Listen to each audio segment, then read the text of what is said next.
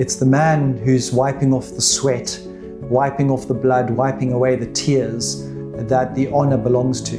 The challenges that we face are not unusual. This is the battle of the ages. Every one of us, our forefathers, have been through battles far greater than ours. And it's on their shoulders that we stand, and it's on the paved roads that we make that our generations that follow us will walk. So we should be inspired, we should be encouraged to fight the fight and continue dealing with the challenges.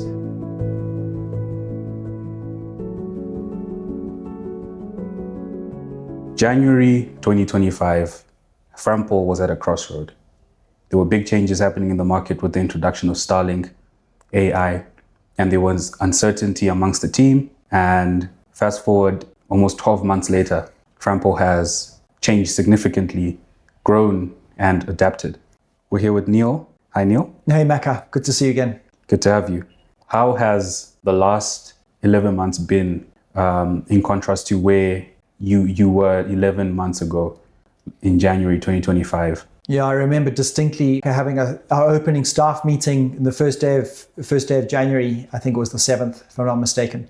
And I remember saying, Team 2025 is going to be a very disorientating year, a year within which we're uncertain as to what the future will hold. It was at that time that we were still holding out for our Potras license for Starlink, which amazingly came the following day. We didn't realize that within 24 hours there'd be a letter on my desk giving us approval, and that was huge. I remember there were celebrations in the office that day. It just lifted the roof, and it was astonishing. That really gave us a huge sense of excitement. But just 24 hours prior to that, and in preparation for that staff meeting, there was definitely the sense of the times are changing, the winds of change are blowing, and that we needed to brace ourselves and needed to really dig deep and come up with innovative solutions to see us through the year. And you've once mentioned and referred to Frampol as a startup. How can how can a company that's been around for 22 years maintain such a mindset to say a startup? Yeah, back at 21 and a half years actually. 1st of August 2004 was when we started. So the startup mentality, or the sort of the message that we've been really trying to lead with, is to change our mindset as team members to say, yes, we've been going for 21 years, but really that's not an advantage. In many ways, I see that as a disadvantage. Maybe an advantage in terms of experience, but that's about all. And experience will only get you so far, Maka. There is this real requirement for knowledge. There's this real requirement for being nimble, being flexible, and being prepared to change as the winds of change blow. So the startup message for a 21-year-old company is exactly that. It is, our mindset needs to be that we are seeing the world, seeing the opportunities, seeing our market as a startup would. We should be able to make very quick decisions. We should be able to implement solutions very quickly. We should treat every customer, new and old alike, like they're our only client. And that's really the startup mentality, I think, is we're really aiming to achieve that single mindset of we're a startup. And it's resonating with the team incredibly. And you won't believe it, Mac, it's actually shaping our day-to-day decisions, which we'll come into. You always speak about creativity and the idea of failing fast. How can you frame those to be key aspects that you need to adapt as an individual, as an organization, and as a team to be creative and combine that with failing fast? You raise a good point, and it's directly off the back of we're a startup. If you think about the characteristics of a startup, they're exactly that. They are creative, they're curious, they collaborate wherever they can. And they have a principle of failing fast, or what's the word? They innovate very quickly, and they iterate, they make changes to the way they do things incredibly quickly, daily even. And so in our environment that we find ourselves, where the change in technology and the change in the economic environment locally, regionally, internationally is changing not in a linear fashion, not slowly, but in fact exponentially.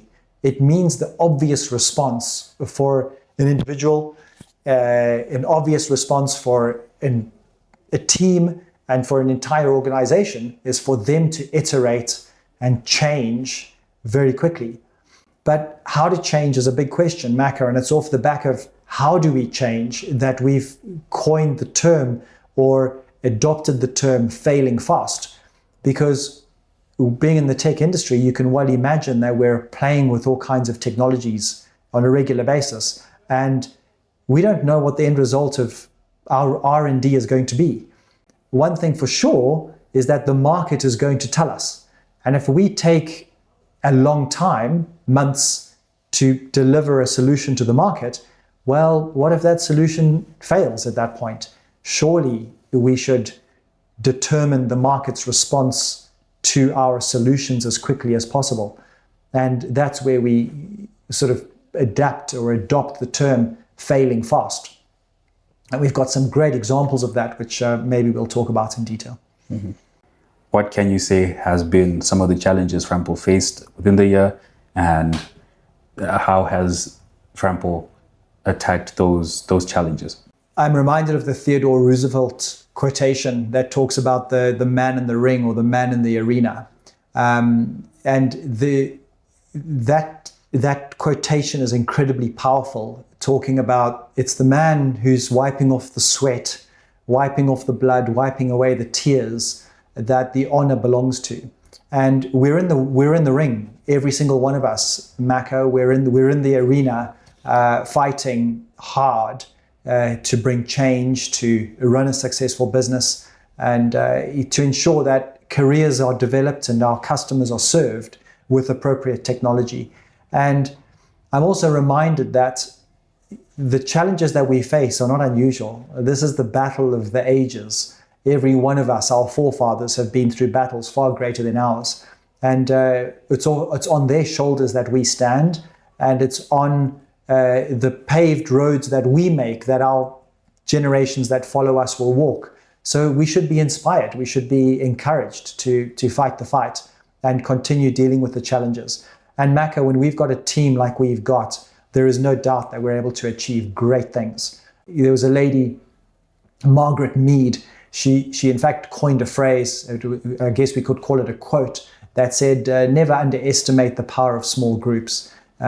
Change has been as a result of small groups through the period of time. I paraphrase, but that's where the power comes, Maka.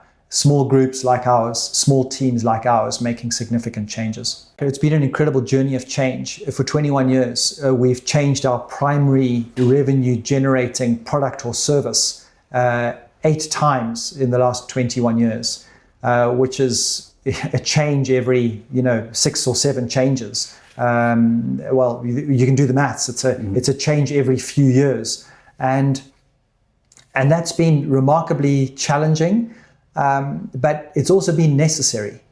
And I think there are many examples of organizations that did not change over time, and the end result of not changing is almost extinction. We're not prepared to deal with that outcome, and so we're rapidly changing. We're rapidly iterating. This year, 2025, has seen the growth of 3 departments within Frampol. That has been a software development department, AI science, and data science, data analytics. And that's resulted in a growth of our team by 50% in 2025, and the learning of a whole lot of new skills. I had been software development phobic for the last 20 years, but now we're embracing it because it's really within software development, AI, and data science that not only will we use those skills internally, we call ourselves customer zero, but we'll then take those skills, take those services, and sell them into the market. And that will give our customers a fighting chance of survival. Because here's the thing, if the environment is changing for Frampol, guess what? It's changing for our customers. And we need to be able to help them change. We need to help them adapt. We need to be able to provide them with tools and solutions to bring down their operating costs, to enable them to be able to compete locally, regionally, internationally. Because look, Starlink is here. Zimbabwean customers can choose American suppliers for internet connectivity. Believe that. And that's not only happening in our sector, it's happening in retail.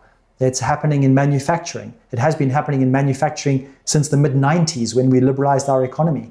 And if local players don't iterate, don't put the right technology in, how are they going to survive? Because they won't be able to compete. So with these 3 new departments, we're able to now provide products and services that help our existing customers bring down costs and increase operational efficiencies. Thank you, Neil. Thanks, Maka.